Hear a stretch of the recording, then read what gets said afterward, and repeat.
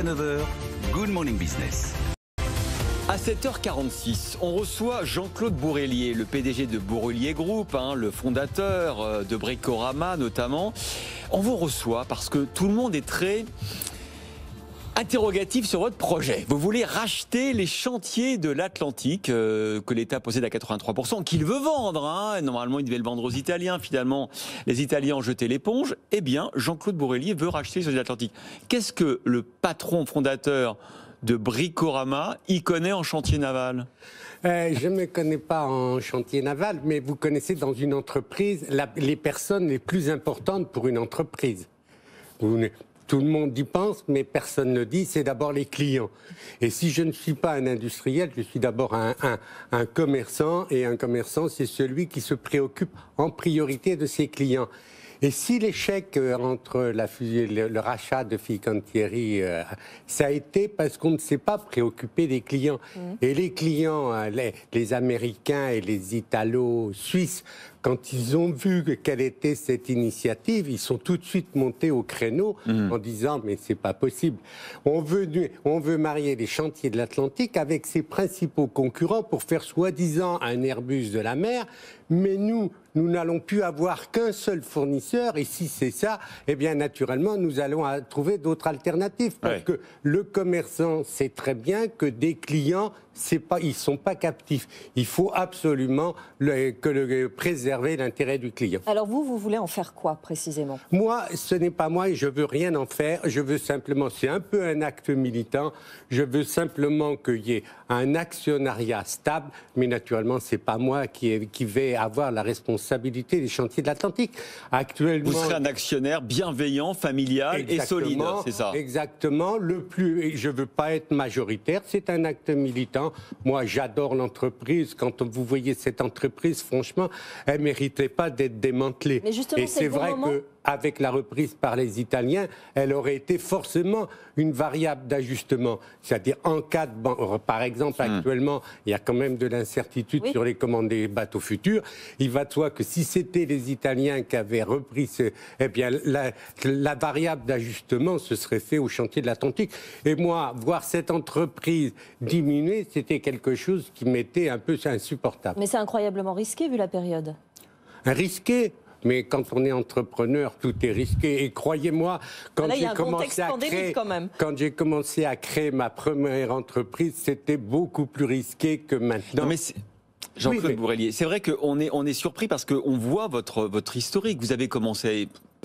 avec rien, c'est vrai, et vous avez créé un groupe qui aujourd'hui réalise 132 millions d'euros de chiffre d'affaires au premier semestre 2020. Oui, mon groupe avait 5000 salariés, maintenant, j'en ai... Donc vous n'êtes pas un rigolo. Et pourtant,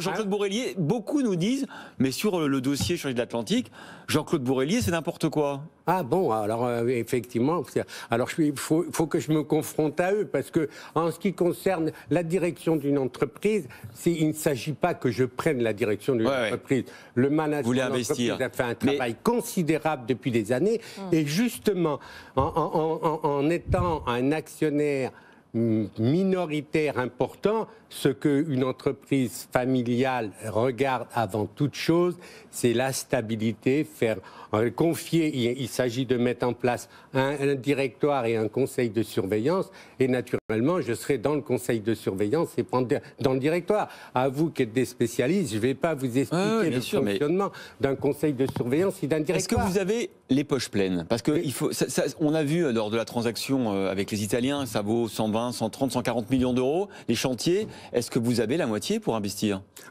Naturellement, je ne m'engagerai pas sur cette opération, parce que n'oubliez pas que j'ai commencé à écrire au ministre de l'Industrie en juillet 2017. Alors vous pas quelque chose qui m'est venu comme ça un matin. Croiser l'actuel ministre de l'Industrie dans le couloir, parce qu'elle est notre invitée dans 20 minutes.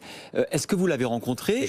Qu'est-ce qu'elle vous dit quand vous J'ai lui dites je souhaité- veux acheter 50% des J'ai chantiers? souhaité à plusieurs reprises la rencontrer. Naturellement, c'est une question qui est très très délicate parce que tout le monde connaît l'histoire de ces chantiers, tout le monde sait l'importance du président de la République. Grâce à lui et justement grâce à sa vision sur la perspective, quand même, il avait quand même gardé la main. Ouais. Donc on sait très bien que c'est une décision qui va être prise au plus haut niveau. Donc naturellement, toutes les personnes que je rencontre, franchement, j'ai rencontré des dizaines de personnes au niveau local, au niveau régional, au niveau départemental. Tout le monde trouve que c'est une bonne idée. Et la ministre de l'Industrie et le président de la République? Ah ben ça... c'est vous qui êtes beaucoup plus informé que moi, vous qui avez beaucoup savez quoi, plus de relations que moi, parce que honnêtement... On va lui poser la question tout à l'heure pour vous. On va lui poser la question, je vous promets, je vais lui demander. C'est parce que j'ai pas les réseaux. J'avais pas les réseaux. Non, mais franchement, si j'avais eu les réseaux, il y a longtemps que j'aurais été Écoutez, je vous propose, vous restez... Et il a fallu attendre le début février pour qu'on m'entende. Non, mais franchement, que c'est vraiment une action bienveillante, c'est un acte militant. Franchement, l'entreprise mérite ça. Vous n'oubliez pas que l'entreprise, c'est le carburant de la France. Et si on n'y fait pas attention, naturellement, je ne vais pas demander la diminution des impôts de production, tout ça, je ne suis pas le seul. Mais si on veut que la France se réindustrialise, il faut y croire, il faut que les entrepreneurs s'y mettent. Il n'y a pas que des start-up dans la vie, il y a aussi l'industrie. Écoutez, je vous propose de rester un quart d'heure à côté. Vous allez croiser Agnès Pannier-Runacher. Profitez-en, elle sera là 10 minutes. Allez-y.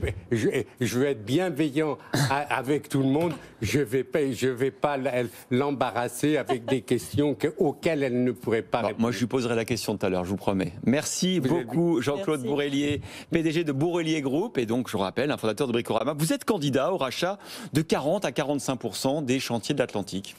On passe ce message à la ministre de l'Industrie. Merci.